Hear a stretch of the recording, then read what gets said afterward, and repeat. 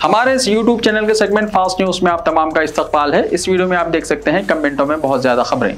तो आइए शुरू करते हैं वीडियो को और देखते हैं आज की ताजा तरीन खबरें। हैदराबाद के पुराने शहर में 2 नकली डॉक्टर्स गिरफ्तार। टास्क फोर्स के हुक्काम ने हफ्ते की देर रात पुराने शहर के इलाके भवानी नगर में 2 क्लिनिक पर छापा मारा और 2 फर्जी डॉक्टर्स को गिरफ्तार कर लिया। गिरफ्तार शुदगान में याकुतपुरा मदीना नगर के रहने वाले मोहम्मद सैफुद्दीन उम्र 46 साल और भवानी नगर तालाबकट्टा के मोहम्मद मुअज्जम उम्र 32 साल बताए गए हैं। जराये ने बताया कि अगरचे ये दोनों मरीजों का इलाज करने के अहल नहीं थे, लेकिन वो क्लिनिक में मरीजों का इलाज कर रहे थे और लोगों की जान को खतरे में डाल रहे थे। उन्हें मजीद तफ्तीश के लिए भवानी नगर पुलिस के हवाले कर दिया गया। जामे निजामिया में बम की इत्तला से मुताल्लिक पुलिस का बयान। जुनूबी हिंद की कदीम दीनी दरसगाह जामे निजामिया में बम रखे जाने की इत्तला से मुताल्लिक पुलिस का यह बयान सामने आया है। वाज़ेह है कि कल बम डिस्पोजल स्क्वाड की मदद से पुलिस का अमला जामे निजामिया पहुंच गया था और काफी देर तक तलाशी ली गई थी। जामिया के जिम्मेदारान की जानिब से तलाशी से मुताल्लिक सवाल पर उन्हें यह बताया गया था कि यहाँ बम रखे जाने की इत्तला मिली थी, इसलिए तलाशी ली गई। ताहम बाद में जब मीडिया के नुमाइंदों ने हुसैन आलम पुलिस से रब्ता किया तो पता चला कि बम की कोई इत्तला वसूल नहीं हुई है, बल्कि आला हुकाम की हिदायत पर तारीखी चार मीनार और दीगर इलाकों में भी एहतियाती इक़दाम के तौर पर तलाशी मुहिम अंजाम दी गई है। सड़कों की तामीर के लिए 1865 करोड़ मंजूर। बीसी गुरुकुल इदारों में 2591 तकर्रुरात। रियासत में सड़कों की तामीर और मरम्मत के लिए 1865 करोड़ रुपए मंजूर किए गए। महकमा इमारत और शवारे के लिए 472 जायदादों की मंजूरी दी गई। बीसी गुरुकुल तालीमी इदारों में 2591 जायदादों पर तकर्रुरात करने की मंजूरी दी गई। आज प्रगति भवन में चीफ मिनिस्टर KCR की सदारत में 5 घंटों तक काबीना इजलास मुनक्किद हुआ, जिसमें कई अहम फैसले किए गए। इजलास में रियासत की मालियाती सूरत हाल का जायजा लिया गया। दलित बंधु स्कीम पर अमलावरी के ताल्लुक से गौर व खौज किया गया। बंजर अराजियात के मसाइल की यकसुई के लिए तफसीली जायजा लिया गया। इसके अलावा चंद महकमे जात की मखलूआ जायदादों पर तकर्रुरात को मंजूरी दी गई। महकमा इमारत और शवारे में कामों का इजाफा होने के पेश नज़र महकमे की तंजीमें नौ करने का फैसला किया गया और साथ ही डिपार्टमेंट के मुख्तलिफ शोबों के लिए जुमला 472 इजाफी जायदादों की मंजूरी दी गई। संक्रांति त्यौहार के मौके पर तेलंगाना RTC इजाफी बसें चलाएंगी। संक्रांति त्यौहार के मौके पर मुसाफिरीन के हुजूम से निपटने के लिए Telangana state road transport corporation यानी TSRTC ने 4223 खुसूसी बसें 7 जनवरी से 15 जनवरी तक चलाने का फैसला किया है। ये बसें हैदराबाद से तेलंगाना के मुख्तलिफ मुकामात, पड़ोसी रियासत आंध्र प्रदेश और दीगर मुकामात के लिए चलाई जाएंगी। इन खिदमात के लिए रिजर्वेशन की सहूलत भी फराहम की जाएगी। Telangana state road transport corporation के मैनेजिंग डायरेक्टर VC सज्जना ने संक्रांति के दौरान ट्रांसपोर्ट के इंतजाम के सिलसिले में वीडियो कॉन्फ्रेंस मुनक्किद की। उन्होंने कहा कि RTC की जानिब से गुज़िश्ता बरसों के मुकाबले इस मरतबा संक्रांति में इजाफा 10% बसें चलाई जाएंगी। संक्रांति के मौके पर मुसाफिरीन की सहूलत के लिए एडवांस बुकिंग की सहूलत 30 दिन से बढ़ाकर 60 दिन कर दी गई है। रुकन कौंसिल के कविता से ज़ायदा 7 घंटों तक CBI ओहदेदारों ने पूछताछ की। दिल्ली शराब केस में CBI के ओहदेदारों ने रुकन कौंसिल के कविता से ज़ायदा 7 घंटों तक पूछताछ की। सुबह 11 बजे से शाम 6:30 बजे तक CBI हुक्काम ने कविता से तकरीबन 7.5 घंटे तक पूछताछ की। खवातीन ओहदेदारों पर मुश्तमिल CBI की 6 रुकनी टीम ने 160 CRPC के तहत कविता का बयान रिकॉर्ड किया। बताया जाता है कि सारे अमल की वीडियो रिकॉर्डिंग भी की गई। कविता ने सुबह से ही एडवोकेट की मौजूदगी में ओहदेदारों के सवालात के जवाब दिए। CBI हुक्काम ने वकील को लंच के बाद बाहर भेज दिया और कविता से अलग से पूछताछ की। ED ने अमित अरोड़ा की रिमांड रिपोर्ट में कविता के नाम का जिक्र करने के बाद CBI ने कविता को नोटिस दिया था। बताया जाता है कि CBI हुक्काम ने मुलजिम बोयनापल्ली अभिषेक राव, अरुण राम चंद्रपल्लई और एंडो स्पिरिट के MD समीर महिंद्रू के बयान की बुनियाद पर कविता से पूछताछ की।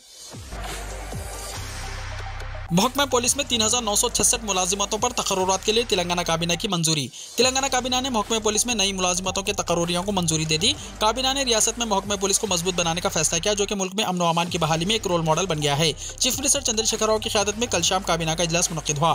काबीना ने बढ़ती हुई टेक्नोलॉजी, समाजी हालत में तब्दीली और जराइम के अंदाज में तब्दीली के पेश नज़र जराइम पर काबू पाने के लिए नई टेक्नोलॉजी को बरूए कार लाने और इसके मुताबिक अमला भर्ती करने का फैसला किया है। इसके एक हिस्से के तौर पर काबीना ने Hyderabad, Cyberabad, Rachakonda commissionerates, command control centre, narcotics control bureau और तेलंगाना साइबर सेफ्टी ब्यूरो में मुख्तलिफ ज़ुमरों में 3966 मुलाजिमतों के तकर्रुरात का फैसला किया। इस सिलसिले में काबीना ने महकमे दाखिला को हिदायत दी कि वो भर्ती के अमल के लिए इक़दाम करें। काबीना ने हैदराबाद, साइबराबाद और रच्चाकुंडा कमिश्नरी की हुदूद में लॉ एंड ऑर्डर को मजीद बेहतर बनाने और पुलिस निज़ाम को मजबूत बनाने के लिए पुलिस स्टेशन, नए सर्कल और नए डिवीजन के क़याम की मंजूरी दी है।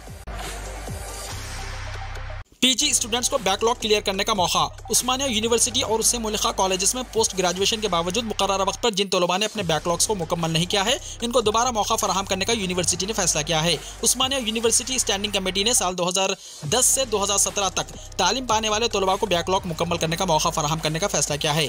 MA, MCOM, MSc, MSW, MSISC, MCJ courses के जो बैकलॉग हैं इन्हें क्लियर करने की इजाजत दी जा रही है। 7 जनवरी तक 10,000 के साथ इम्तिहानी फीस 2 पेपर्स के लिए 1,160 रुपये और तमाम पेपर्स के लिए 2,050 रुपये अदा करने का नोटिफिकेशन जारी किया। 300 रुपये जुर्माने के साथ 17 जनवरी तक फीस अदा की जा सकती है।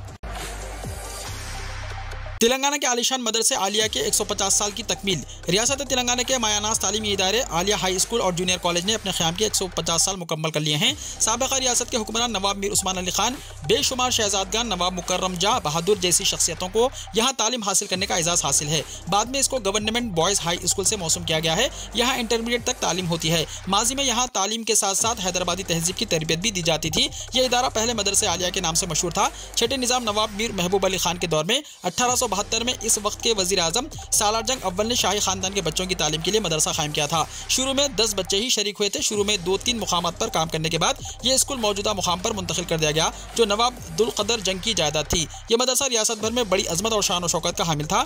150 साल की तकमील पर मदरसे आलिया के मुमताज साबिक़ तलबा ने शानदार पैमाने पर 150 साला जश्न मनाने का फैसला किया है।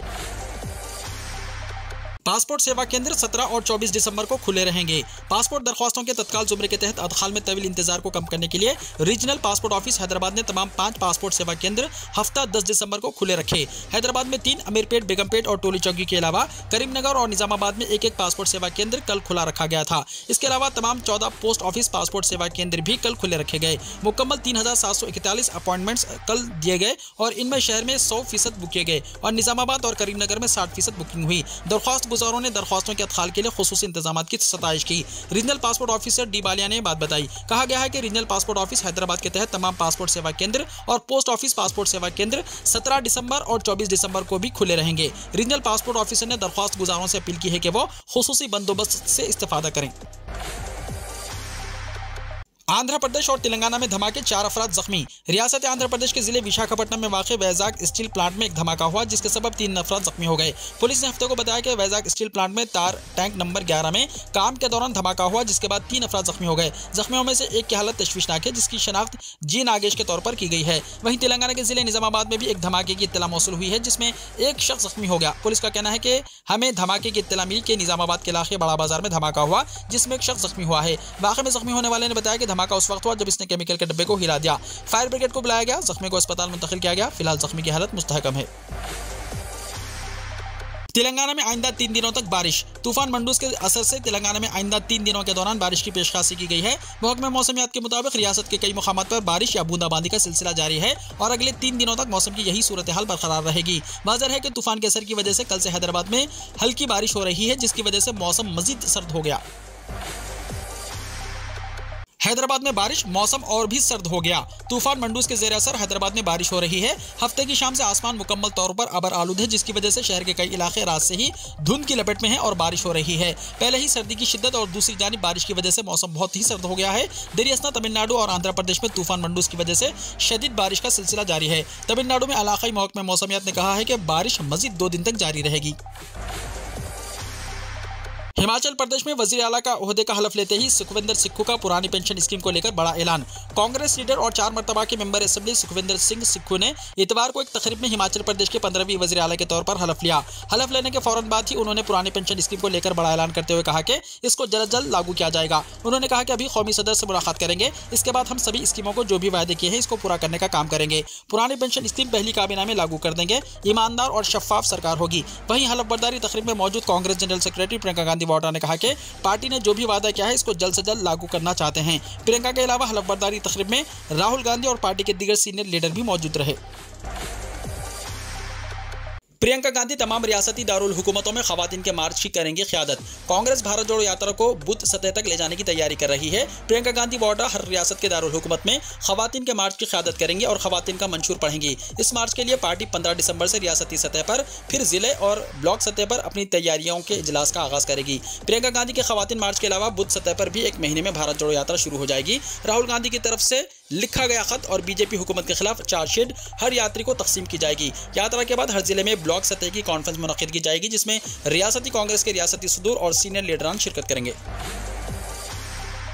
ज़िमनी इंतखाबात मुसलमानों को गुमराह करने की साजिश, मायावती ने कहा। उत्तर प्रदेश की मैनपुरी लोकसभा सीट और 2 असेंबली हलकों पर हुए ज़िमनी इंतखाबात के नताइज को मंसूबाबंद करार देते हुए बहुजन समाज पार्टी की सरबराह मायावती ने कहा कि गैर मुतवक्को नताइज मुस्लिम कम्युनिटी को गुमराह करने के लिए हुक्मरान भारतीय जनता पार्टी और अहम अपोजिशन जमात समाजवादी पार्टी की मिली भगत की तरफ इशारा कर रहे हैं। मायावती ने इतवार को कहा कि ज़िमनी इंतखाबात के नताइज गैर मुतवक्को हैं जो मुस्लिम कम्युनिटी को गुमराह करने वाले लग रहे हैं। उन्होंने मुस्लिम समाज को इस बारे में सोचने का मशवरा दिया। उन्होंने ट्वीट किया, यूपी के मैनपुरी लोकसभा ज़िमनी इंतखाब एसपी ने जीत लिया, लेकिन रामपुर असेंबली ज़िमनी इंतखाब में आजम खान की खास सीट पर मंसूबाबंद तरीके से कम वोटिंग करवाकर एसपी की पहली मर्तबा शिकस्त पर यह बहस गर्म है कि कहीं ये सब एसपी और बीजेपी की अंदरूनी मिली भगत का नतीजा तो नहीं। दिलीप कुमार की 100वीं सालगिरह, सायरा बानो हो गई जज्बाती। बॉलीवुड के शहंशाह जज्बात और अदाकारी के मुग़ल आज़म यानी दिलीप कुमार उर्फ यूसुफ खान को इतवार के दिन मुंबई में फिल्मी दुनिया के लोगों ने याद किया और खिराज अक़ीदत भी पेश किया, जिनका गुज़िश्ता बरस इंतकाल हुआ था। इतवार यानी 11 दिसंबर को उनकी 100वीं सालगिरह थी। इस मौके पर तक़रीब का एहतमाम किया गया था। इस मौके पर लेजेंड अदाकार की अहलिया सायरा बानो ने भी तक़रीब में शिरकत की और अपने शौहर का फिल्मी पोस्टर देखकर जज्बात पर काबू ना रख पाई। तक़रीब में सायरा बानो ने अपने अंदाज में खुद भी शौहर को खिराज अक़ीदत पेश किया। दिलीप कुमार 7 जुलाई 2021 में मुंबई के अस्पताल में इंतकाल कर गए थे। दुनिया भर में ट्विटर डॉन यूजर्स को पेज लोड करने में परेशानी, टाइमलाइन अपडेट में भी दिक्कत। ट्विटर यूजर्स को इतवार को काफी परेशानियों का सामना करना पड़ा क्योंकि मुल्क में शामिल तकरीबन 7 बजे इसके ठप होने की इत्तला दी गई। ट्विटर जैसी साइटों के ऑपरेशन पर नजर रखने वाली पोर्टल डॉन डिटेक्टर ने बताया कि हिंदुस्तान में शाम 7 बजे 2838 यूजर्स ने ट्विटर के सही से काम न करने की शिकायत की। कई यूजर्स के टाइमलाइन बिल्कुल खाली हो गए तो कई जगह टाइमलाइन रिफ्रेश ही नहीं हुई। इन सब के अलावा कई यूजर्स के ट्विटर अकाउंट ने काम करना ही बंद कर दिया तो कुछ यूजर्स ने बताया कि उनके ट्वीट्स भी डिलीट हो गए हैं। अमेरिका में कोविड का नया सब वेरिएंट, 70% नए मुतासरीन। अमेरिका में ओमिक्रॉन के नए सब वेरिएंट BQ.1 और BQ.1.1 को तकरीबन 70% नए कोविड मुतासरीन की वजह करार दिया गया है। ये इत्तला centre for disease control and prevention यानी CDC ने दी है। CDC के एदाद-ओ-शुमार के मुताबिक 10 दिसंबर को खत्म हुए हफ्ते में BQ.1.1 का तकरीबन 36.8% और BQ.1 का 31.1% मुतासरीन दर्ज किए गए हैं। दोनों किस्में ओमिक्रॉन के BA.5 के सब वेरिएंट हैं और अक्टूबर से खास तौर पर तेजी से फैल रही है। वीडियो को लाइक शेयर कीजिए और हमारे इस YouTube चैनल को सब्सक्राइब करते हुए इसके बेल आइकन को भी प्रेस कर लीजिए ताकि ऐसी ही ताज़ा तरीन खबरों का नोटिफिकेशन सबसे पहले आपको मिलता रहे।